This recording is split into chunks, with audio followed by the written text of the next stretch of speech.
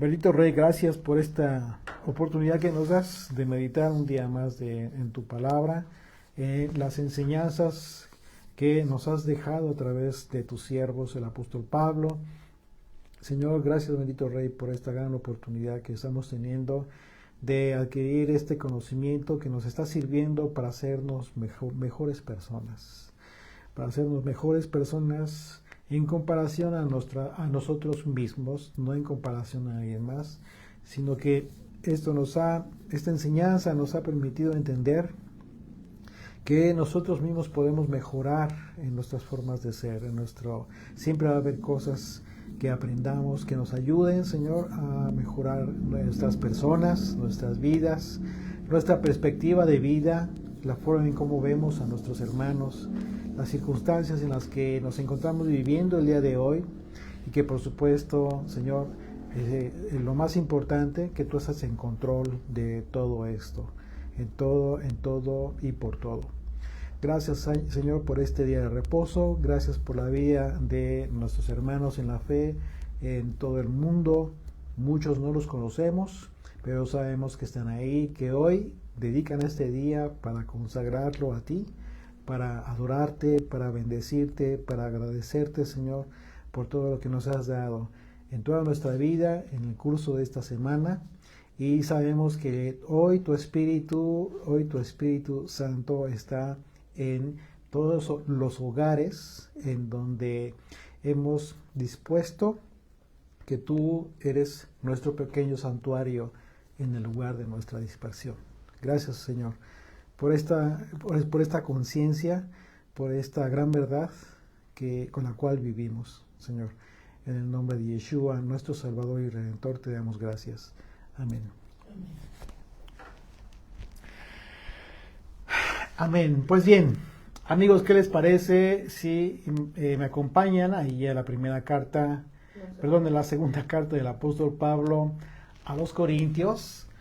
Y vamos a iniciar con el capítulo 12. Ya estamos en el capítulo 12, ya el penúltimo capítulo de esta carta, importantísima carta, con la que el apóstol Pablo está concluyendo una disertación importantísima acerca del ministerio de Yeshua y lo que se ha conocido comúnmente como la defensa del ministerio del apóstol Pablo, que ya entendimos realmente, que no tiene que ver con un servicio de él. Por el contrario, él mismo, Pablo nos está indicando cómo es que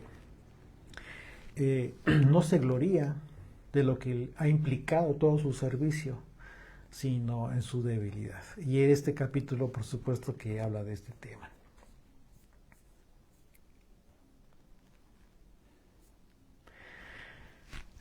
Así es, Pablo habla de este tema tan importante que si lo podemos comprender en su contexto correcto, nos va a ayudar mucho. Nos va a ayudar mucho porque ¿quién de nosotros no estamos o hemos vivido tribulación? No hemos tenido un aguijón en la carne, una aflicción, alguna circunstancia que quizás le hemos pedido al Señor, como lo hizo Pablo, que nos la quite, pero no sucede. Y en ocasiones pudiéramos pensar que el Señor no escucha nuestras oraciones, pero vamos a darnos cuenta que esta enseñanza de Pablo a nosotros nos deja algo muy importante, porque vamos a tener conciencia de que debemos tener la seguridad de que Dios sí contesta nuestras oraciones y que lo más importante, que es su voluntad. Es su potestad sobre nuestra vida lo que prevalece y no lo que nosotros realmente estamos anhelando con todo el corazón, quizás. No porque no sea justo o correcto lo que anhelemos o deseemos, sino porque en muchas ocasiones quizás no estamos viendo a futuro lo que el Señor ya conoce, lo que sabe que va a suceder, y que mientras tanto es importante que nosotros nos mantengamos con ese aguijón en la carne. Si tú consideras que tienes un aguijón en la carne, ese estudio te va a ayudar mucho. Vamos a entender, por supuesto, qué significa esto, por qué Pablo se refirió a este aguijón en la carne y quizás nos identifiquemos en algún aspecto de nuestra vida. Vamos a entender esto. Pero para eso también es importante, si ya estudiaste el capítulo anterior, si nos acompañaste, recuerda que en el capítulo anterior Pablo concluyó diciendo que si es que fuera necesario gloriarse, que él lo haría en su debilidad. Precisamente porque gloriarnos en nuestras debilidades significa darle honor al Señor. Porque decimos que somos del Señor y en ese sentido, cuando entendemos primeramente qué significa esto y aprendemos a hacerlo, a gloriarnos en nuestras debilidades, le damos honor al Señor. Porque Él es el quien en nuestras debilidades, en nuestras tribulaciones, se manifiesta con gran poder. Y esto es necesario que hagamos precisamente por el testimonio que debemos dar a los demás acerca de nuestra fe. Porque no confiamos en nuestra sabiduría humana, ¿sí? No dependemos de ello, y tampoco dependemos ni confiamos en nuestra fortaleza física, sino en el poder de nuestro Dios, que es quien nos sostiene en los momentos de dificultad. Y en este sentido, nuestra verdadera fortaleza en el Espíritu es ahí, en el Espíritu, pero no en la carne. De manera que en ese capítulo entonces Pablo nos va a llevar al punto en el que el Espíritu de Dios le mostró a Pablo en un momento dado la razón tan importante por la que si de algo era necesario que se gloriara, pues entonces iba a ser en su debilidad. Y explica por qué podemos ser fuertes en nuestras debilidades, hablando de tribulaciones, de opresiones, persecuciones, problemas, cualquier tipo de problema que pudiéramos tener. Dice ahí desde el primer versículo, 2 Corintios 12, verso 1, ciertamente no me conviene gloriarme, dice Pablo, pero vendré a las visiones y a las revelaciones del Señor. Fíjate qué interesante, cómo es que te está hablando de un aspecto material, físico, terrenal, y de repente va a comenzar a hablar Pablo de algo impresionantemente sobrenatural. Es interesante esta forma en que Pablo asegura que a él no le conviene jactarse refiriéndose a todas aquellas circunstancias en que él fue objeto de persecución y sufriendo a manos incluso de sus propios hermanos judíos y también de los gentiles. Sin embargo, en ese momento Pablo habló de estas visiones, las visiones de las revelaciones del Señor. Y recordemos que esto a nosotros nos da, por supuesto, la idea de inmediato que cómo es que Dios se comunicaba con las personas, con su pueblo a través de visiones que en un momento dado le daba a los profetas. Y es el caso de los profetas del Antiguo Testamento. Ellos recibían el mensaje de Dios que debían comunicar al pueblo de Israel, y esto a través de estas visiones. Dice, vamos a ver ejemplos, por ejemplo, el capítulo 46 del libro de Génesis. Génesis 46, ahí a partir del verso 1, dice, salió Israel con todo lo que tenía y vino a Beersheba y ofreció sacrificios al Dios de su padre Isaac. Cuando dice salió Israel, se está refiriendo a Jacob. Recuerden que para este entonces a Jacob ya se le había cambiado el nombre por el de Israel, el que vence con Dios.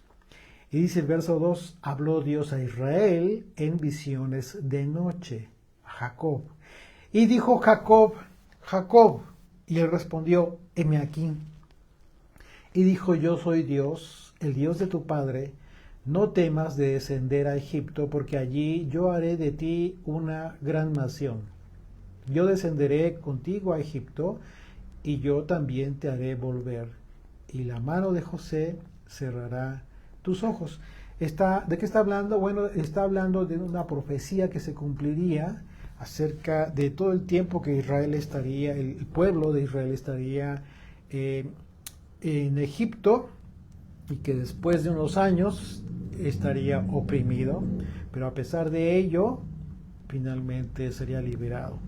En este caso, Jacob, quien ya había recibido este nombre de Israel, recibió el mensaje de Dios para darle esa confianza de que descendiera a Egipto y que no tuviera temor. Esto en su momento fue necesario de acuerdo al plan del Señor para el pueblo de Israel. Recuerden que en aquel entonces había hambruna en la tierra, y en Egipto pues había comida por causa precisamente de José. José, que en Egipto ya era gobernador. Dice Daniel capítulo 7, vamos a ver otro pasaje que habla de estas visiones. Daniel capítulo 7 a partir del verso 1, dice: en el primer año de Belsasar, rey de Babilonia, tuvo Daniel un sueño y visiones de su cabeza mientras estaba en su lecho. Luego escribió el sueño y relató lo principal del asunto. Daniel dijo: miraba yo en mi visión de noche, y he aquí que los 4 vientos del cielo combatían en el gran mar, y 4 bestias grandes, diferentes la una de la otra, subían del mar. ¿De qué está hablando? Bueno, de reinos. Recuerden que esta profecía, esta visión que tuvo Daniel, tiene que ver con reinos que en su momento dominaron a Israel y tuvieron una importancia muy relevante en la historia del pueblo. Ahora bien, el apóstol Pablo menciona dos conceptos que tienen que ser comprendidos en el contexto en el que está hablando Pablo. Porque estas visiones de las que habla Pablo tuvieron el propósito de mostrarle a él mismo cosas que él no conocía. Y es por ello que se refiere a las revelaciones de Dios. ¿Sí? Porque primeramente para él fue una revelación lo que él conoció en ese tiempo. Es decir, Dios le revelaría a Pablo acontecimientos en visiones, y esto nos indica que la palabra de Dios, es algo muy importante que tengamos conciencia. Esto significa que la palabra de Dios que nos ha sido entregada para llegar a conocer a Dios, no contiene toda su revelación como tal, absoluta. ¿Por qué? Porque Pablo se va a referir a cosas que no podemos ver en las Escrituras, a grado de haber dicho que eran cosas que al hombre no le eran dado a expresar.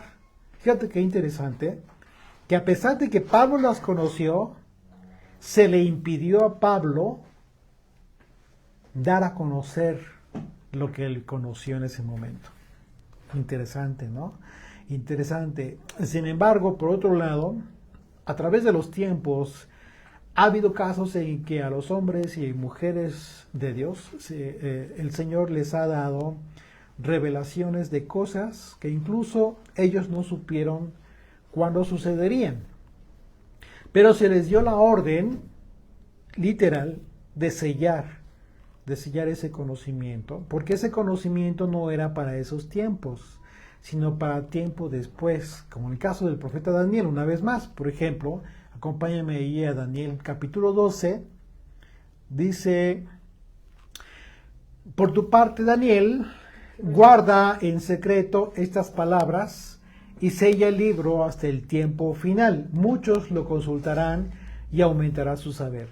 Esto es bien importante porque aquí a Daniel se le está diciendo literalmente que guarde ese secreto, que a él se le dio a conocer, pero que la revelación de lo que se le estaba dando en ese momento no lo conocería. Así es de que dice literalmente la Escritura: guarda en secreto estas palabras y sella el libro hasta el tiempo final. Muchos lo consultarán y aumentará su saber. Hay algunas versiones que este pasaje lo describen como un tiempo en el que el hombre estaría buscando el conocimiento y se aumentaría la ciencia, se aumentaría el conocimiento, pero algunas versiones hacen referencia al hecho de que recibirán cualquier conocimiento, cualquier tipo de conocimiento.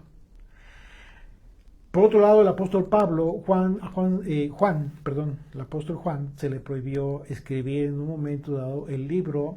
En el libro de las revelaciones, él escribió solamente lo que se le permitió, pero hubo cosas que se le impidieron escribir, literalmente. Apocalipsis capítulo 10, ahí a partir del verso 1, dice: vi descender del cielo a otro ángel fuerte, envuelto en una nube, con el arco iris sobre su cabeza, y su rostro era como el sol, y sus pies como columnas de fuego. Tenía en su mano un librito abierto, y puso su pie derecho sobre el mar y el izquierdo sobre la tierra, y clamó a gran voz como ruge un león, y cuando hubo clamado, 7 truenos emitieron sus voces. Cuando los 7 truenos hubieron emitido sus voces, yo iba a escribir, fíjate bien, iba a escribir lo que escuchó aquí Juan. Dice: pero oí una voz del cielo que me decía: sella estas cosas que los 7 truenos han dicho, y no las escribas. Y el ángel que vi en pie sobre el mar y sobre la tierra levantó su mano al cielo. Y continúa la profecía hablando de este tema, pero aquí vemos literalmente que a Juan se le prohibió, se le impidió que escribiera cosas que él escuchó. De manera que hay muchas cosas que Dios, en su soberanía, y esto hay que entenderlo en su contexto real, en su soberanía Dios ha dispuesto, ha determinado que el hombre conozca en este tiempo ciertas cosas. De ahí que a quienes no se conforman con la doctrina de Yeshua, tarde o temprano el Señor les avergüenza y se extravían en su propia vanidad por un conocimiento que no les ha sido revelado.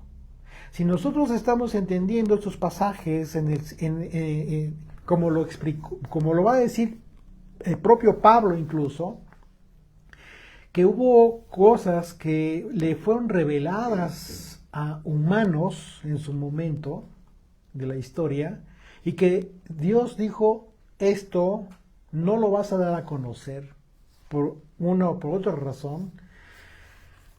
¿Qué sucede con todos aquellos que a través de la historia, por supuesto, también en sentido opuesto, se han determinado, decidido querer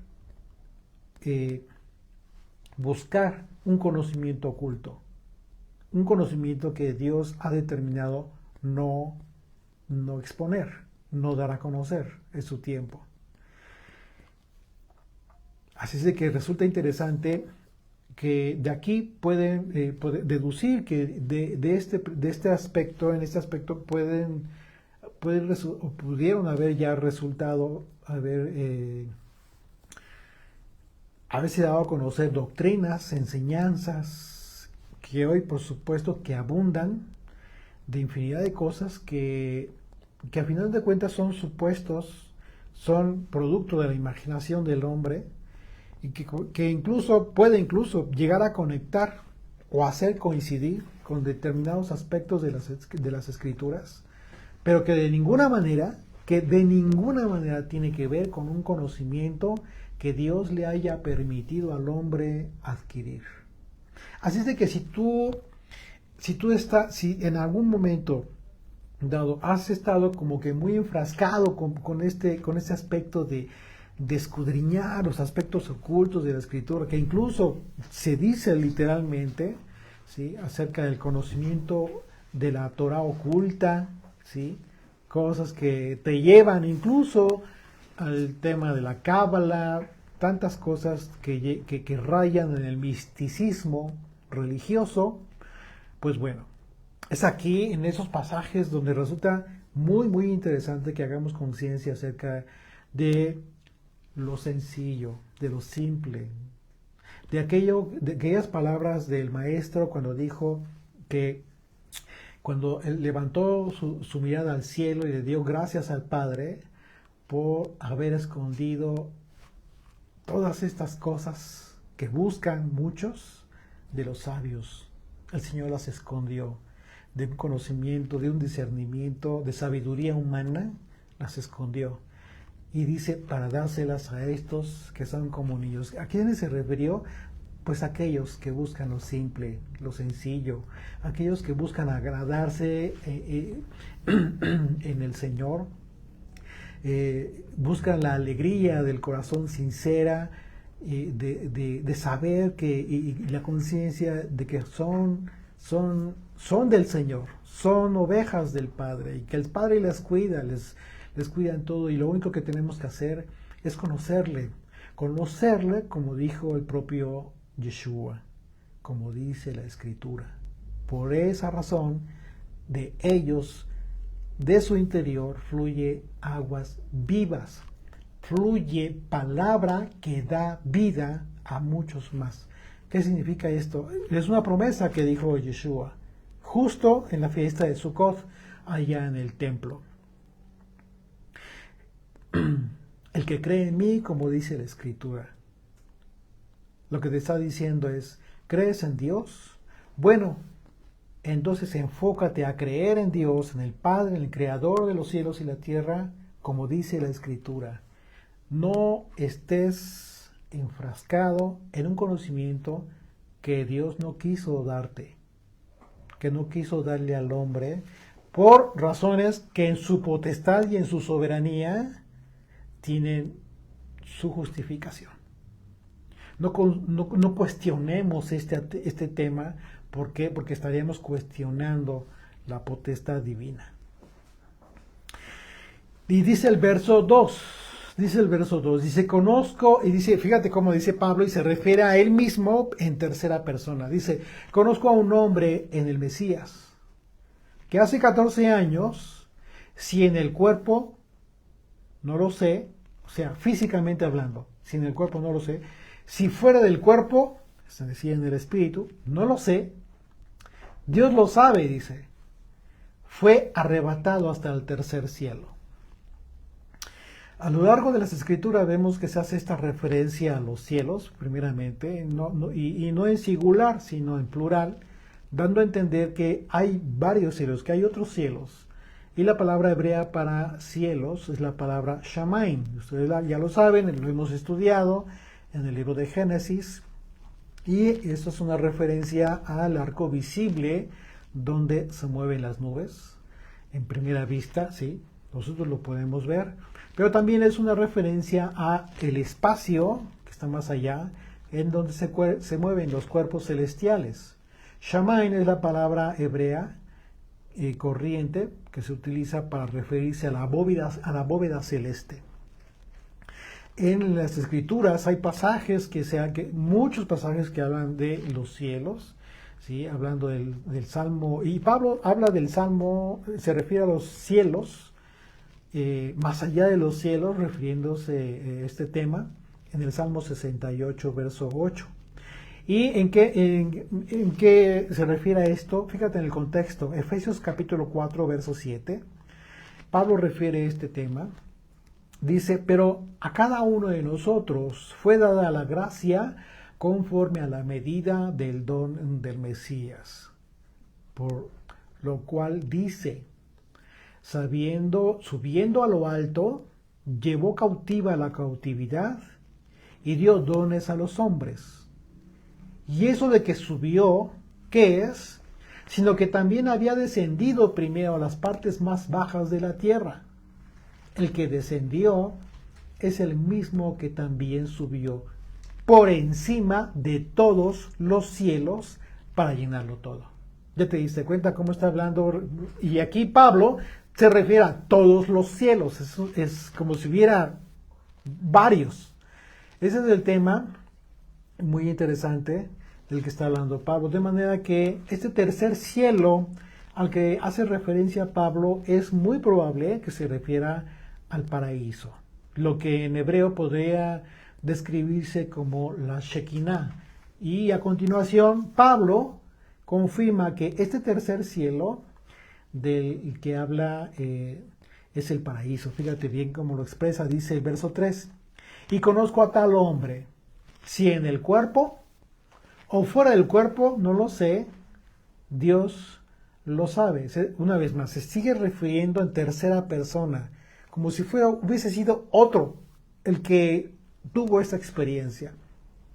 Y dice el verso 4, que fue arrebatado al paraíso, donde oyó palabras inefables. Ahí subraya la palabra inefable, que no le es dado al hombre expresar. Una vez más. Aquí está hablando Pablo, te lo está confirmando una vez más, justo como le pasó a Juan, cuando recibió la revelación de Jesucristo. Dice, no le es dado al hombre expresar.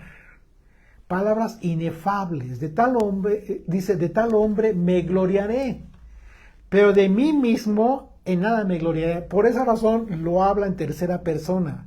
¿Por qué? Para referirse primeramente a la circunstancia en la que se encontraba en la vida común Pablo, y para referirse a aquella experiencia extraordinaria que vivió él mismo, pero como si fuese otro hombre. ¿Perdón? En un ser espiritual. En un ser espiritual, exactamente. Precisamente por esa razón. Dice, de tal hombre me gloriaré, pero de mí mismo en nada me gloriaré, sino en mis debilidades. Así que el apóstol Pablo refiere a una experiencia aquí espiritual, ¿sí?, al mencionar que fue llevado al tercer cielo, y lo hace hablando en tercera persona, refiriéndose a sí mismo. Y la razón por la que hace esto es que la experiencia del tercer cielo, que refiere como el paraíso, no puede ser recibida en la condición humana, de carne y sangre, sino que es algo que está reservado para el tiempo en que seamos transformados, glorificados en cuerpos incorruptibles. Esta es la razón por la que el apóstol Pablo sí se puede gloriar de ello, aunque lo hace refiriéndose en tercera persona. Pero precisamente por esta razón, ¿sí? Y por otro lado, el apóstol Pablo una vez más confirma, hablando de este mundo y del tiempo que vivimos en la carne, que sí podemos gloriarnos, pero en nuestras debilidades, aunque tengamos otras cosas de que gloriarnos en la carne. Y en ese sentido, es que Pablo aseguró que oyó palabras inefables que no le es dado al hombre expresar. Es decir, que escuchó cosas que son imposibles que el hombre pueda expresar con palabras comunes. No lo podría hacer. Y dice el verso 6, sin embargo, si quisiera gloriarme no sería insensato. O sea, no sería algo tonto de mi parte, no sería algo absurdo, imprudente, porque diría la verdad, pero lo dejo, para que nadie piense de mí más de lo que en mí ve u oye de mí. Esto nos va a servir como no tienes una idea. Este principio que nos está enseñando Pablo es maravilloso que nos va a evitar de verdad tantas críticas, tantos juicios que te puedes evitar maravillosamente. Esta es la razón por la que el apóstol Pablo casi no habló nada en relación a esta experiencia maravillosa de haber llevado en visiones y revelaciones como del Señor hasta el tercer cielo, como lo dice. Esto que le sucedió a Pablo, para nosotros es una gran enseñanza respecto a las razones por las que habló muy poco de esta gran experiencia. Y es que en ocasiones resulta que tú podrías llegar a tener experiencias espiritualmente extraordinarias. Por supuesto que sí. Algo fuera de lo común.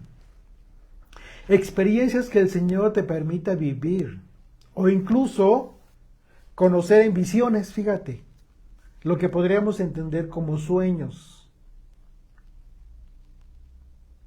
Es decir, tú puedes llegar a tener sueños que pueden estarte advirtiendo ciertas cosas, ciertos acontecimientos, pero no de forma literal, el sueño como tal, sino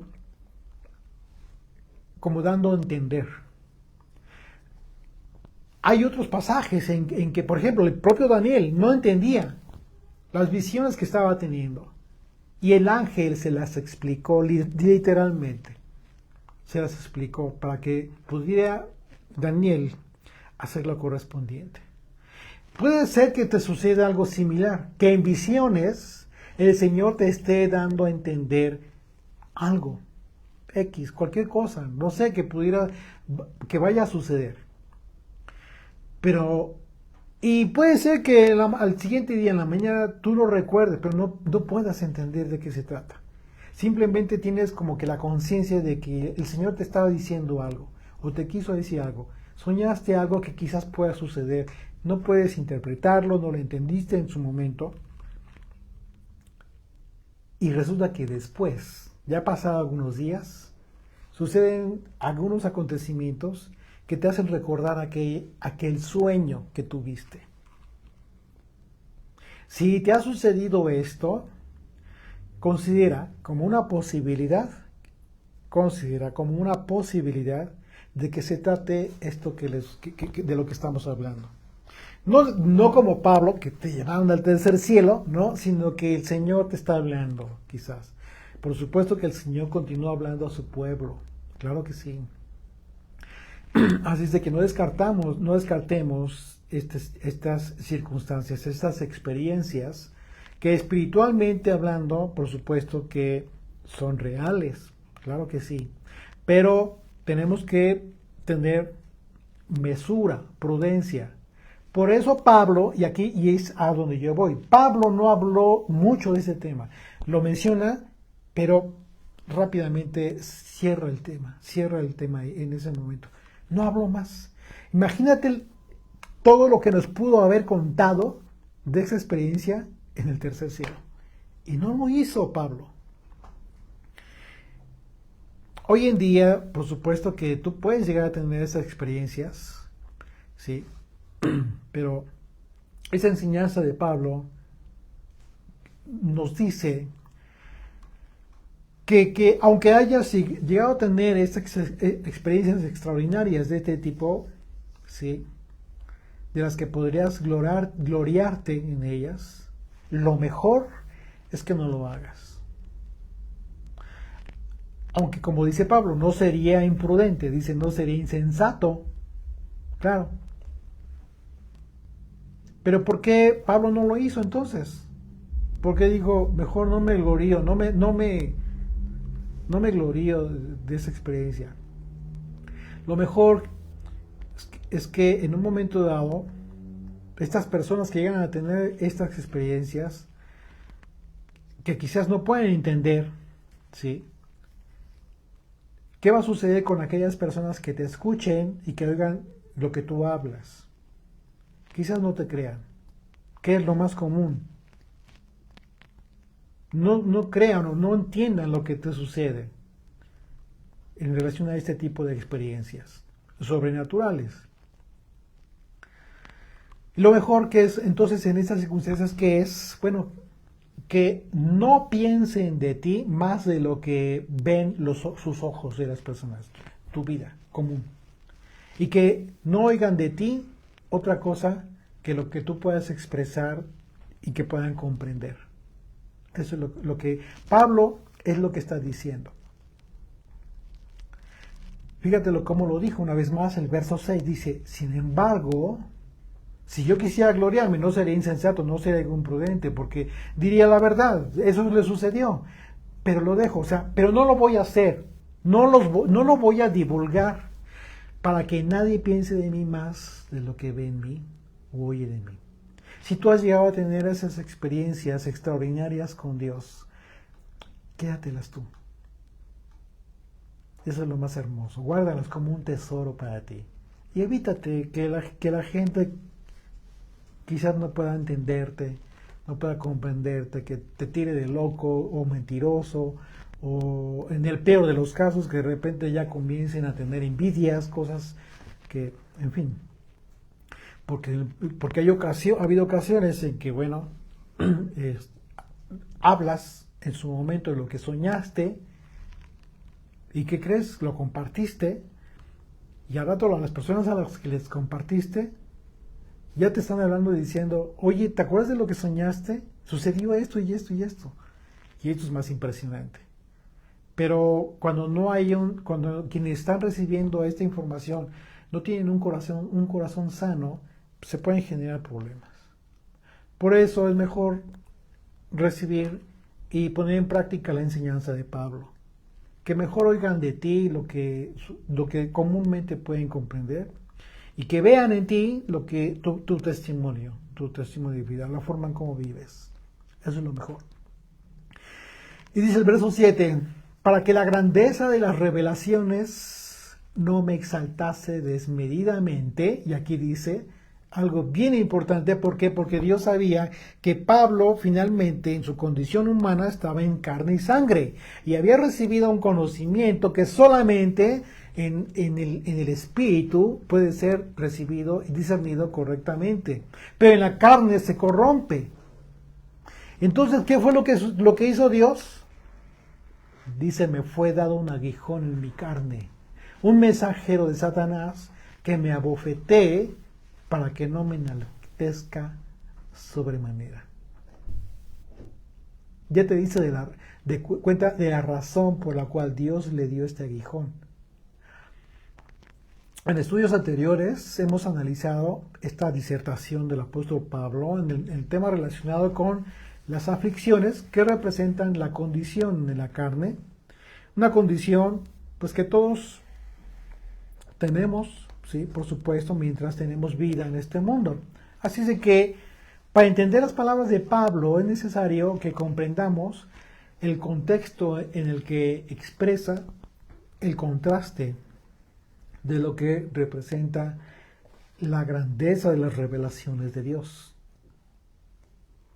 que recibió frente a este aguijón que recibió en la carne.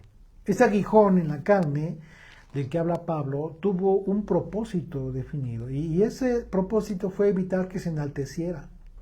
Ese aguijón que recibió Pablo tuvo el propósito de mantener un equilibrio que le permitiera seguir ejerciendo su ministerio con la actitud y el espíritu correctos. Así es de que a Pablo se le impidió que escribiera detalles de aquella visión que tuvo en revelaciones del Señor cuando estuvo en el tercer cielo, porque por más en un momento que se especule acerca de esto, pues Pablo no habló más al respecto. Esa es la verdad. Y especular estaría de más. ¿Sí? Así es de que Pablo no habló más de este tema y también se refiere a este aguijón en la carne. Otro aspecto que, aunque se sugieren algunas hipótesis, pues Pablo tampoco especifica así de forma literal en qué consistió ese aguijón. Y se ha especulado también muchos aspectos, lo cual está mal. ¿Qué es lo que tienes que hacer? Entender el aguijón en un contexto general, no en específico de forma literal, sino qué propósito tuvo, por qué lo explica en sus propias palabras. Es muy interesante que Pablo refiera que ese aguijón le fue dado en la carne, como un mensajero de Satanás. Wow, dices tú, a ver, espérate, después de haberte dado este regalo el Señor, te manda un mensajero de Satanás. Pablo, por favor, explícame. Bueno, en el libro de Job, recuerdan, se relata cómo es que Dios le permitió a Satanás herir a Job en su vida en la carne.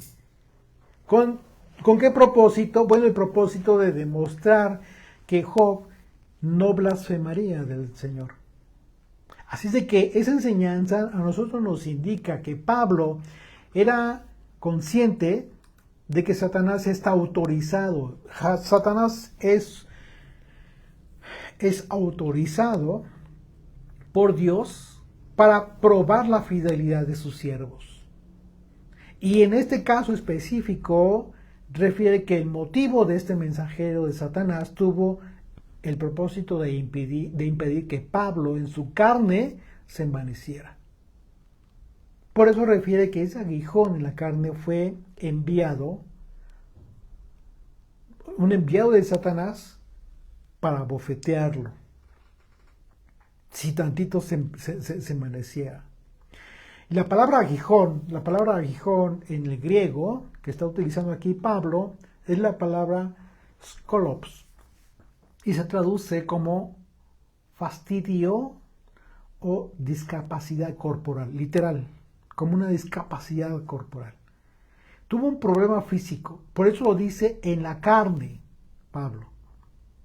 No está hablando en un aspecto en espiritual, literalmente está hablando como le sucedió a Job, un problema, una aflicción en la carne.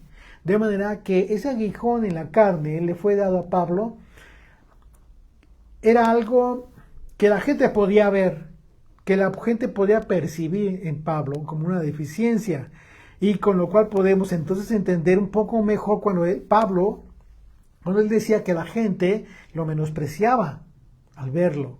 Así es de que esta discapacidad física que padecía Pablo fue motivo por el que el Señor en un momento dado le dijo que no se le iba a quitar, pero con el propósito divino de que no se enalteciera. Pablo enseguida nos dice la razón por la que el Señor no quiso quitarle aquella discapacidad, a pesar de que se lo pidió. ¿Sí? Y se refirió a esta discapacidad como el aguijón de la carne. Dice el verso 8, respecto a lo cual 3 veces he rogado al Señor que lo quite de mí. Y me ha dicho, bástate mi gracia, que mi gracia sea suficiente, porque mi poder se perfecciona en la debilidad. Por tanto, de buena gana me gloriaré. Y aquí dice, por tanto, por esta respuesta que me dio el Señor, entonces me gloriaré más bien en mis debilidades, para que repose sobre mí el poder del Mesías.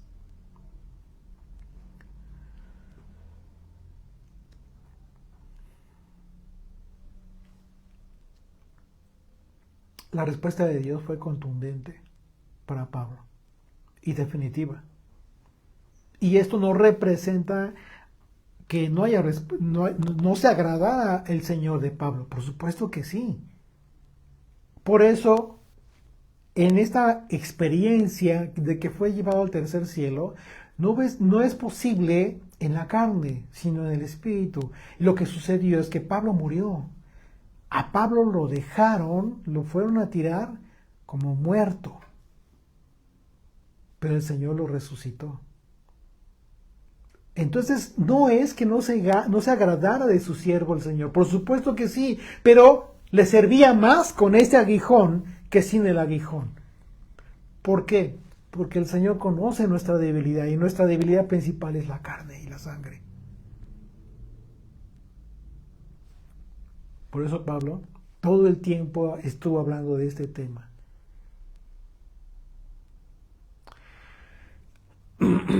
Si tú piensas que ya la libraste, que ya estás del otro lado, pisa bien donde cae. Mira bien donde pisas. No vaya a ser que vayas a caer.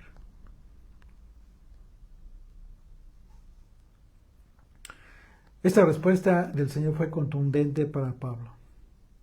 Y es una enseñanza para muchos de nosotros que podemos llegar a padecer por ciertas deficiencias físicamente hablando. Cualquier tipo de deficiencia que quizás no lleguen a ser consideradas incluso como una discapacidad tal cual, porque la palabra que utiliza Pablo lo refiere como una discapacidad física. La traducción, imagínate. Puede ser que no sea a ese grado, puede ser que sí, pero puede ser que no sea a ese grado y que tú consideres o que le hayas pedido al Señor que te quite esa deficiencia en ti, ese problema. Pero, y si lo has pedido quizás, que te quite esa deficiencia y el hecho de que continuemos en un momento dado con esa afección, con ese problema, pues no significa que Dios no haya respondido a nuestras oraciones. Porque en realidad quizás ya lo hizo. Y quizás su respuesta fue, bástate mi gracia. Porque mi poder se perfecciona en tu debilidad.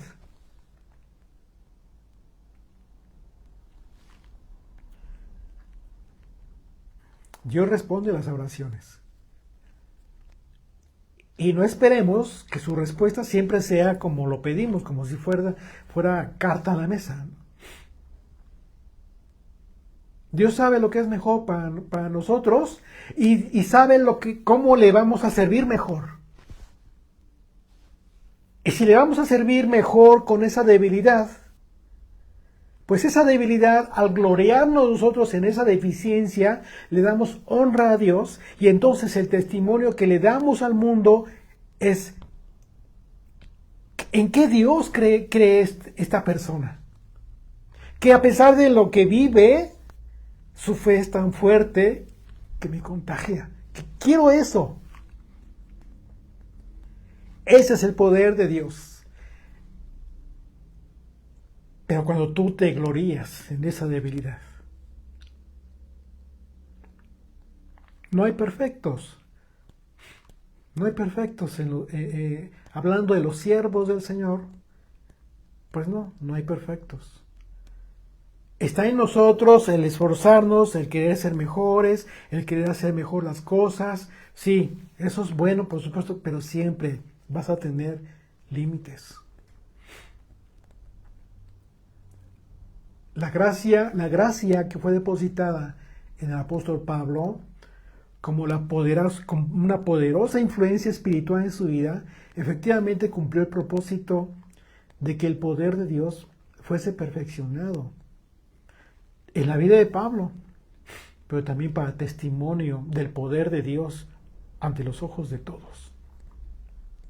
Y solo por eso podemos entender que Pablo, conformándose con este veredicto y aceptándolo, por supuesto, este veredicto del Señor que le dijo, bástate mi gracia, entonces Pablo pudo decir que de buena gana él se jactaría aún más en su debilidad, en ese aguijón que recibió de Dios, con tal de que el poder del Mesías, de Jesucristo, reposara sobre él, continuara sobre él.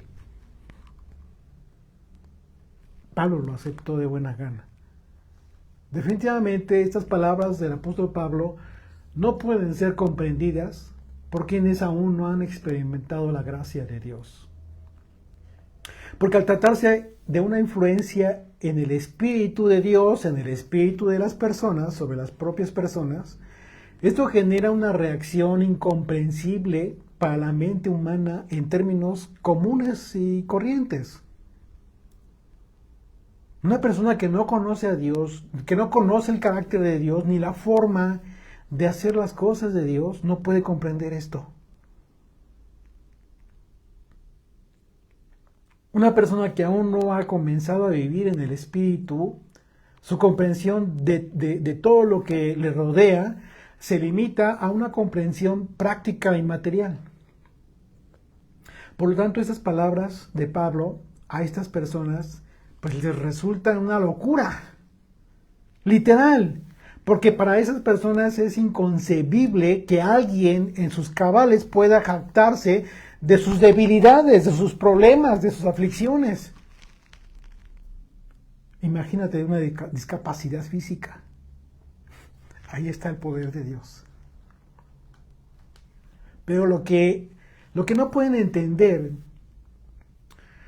es que esa jactancia pues tiene un argumento en el hecho invariable de que el poder de Dios se manifiesta en esas personas, tal y como lo hizo el Señor en la vida del apóstol Pablo.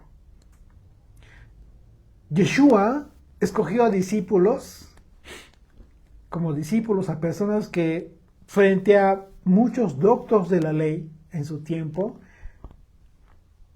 y doctos en el conocimiento de las Escrituras, eran personas viles los apóstoles, los discípulos, ignorantes, gente del vulgo, sin preparación. Sin embargo, estos fueron sus apóstoles, y en las debilidades de estos, el Señor se glorificó y se sigue glorificando hasta el día de hoy. Así es que vamos a gozarnos en nuestras debilidades, sin importar cuál sea o cuántas sean, pero sabiendo que por cuanto estamos cumpliendo, ¿sí?, con nuestro propósito divino, nuestras vidas van a ser testimonio de que el poder de Dios se perfecciona en nosotros. Tenemos esta gran responsabilidad de que esto se cumpla, de que el poder de Dios sí se perfeccione en nosotros, que esa sea nuestra jactancia, a fin de no enaltecernos desmedidamente. En otro pasaje dijo Pablo: en cambio, Dios eligió lo que el mundo considera ridículo,